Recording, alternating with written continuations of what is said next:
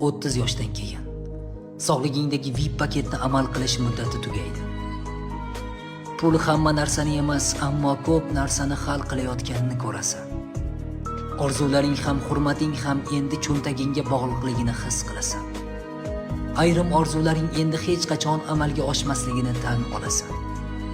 Men doim yashayman degan xayollaring tugaydi. O'lim haqida ko'proq o'ylay boshlaysan. Keyin qilaman degan ertaklaring endi o'tmaydi.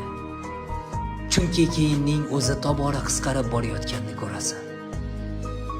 Ota-onang qarib borayotganini, ularni abadiy emasligini yurak-yuraging bilan his qilasan.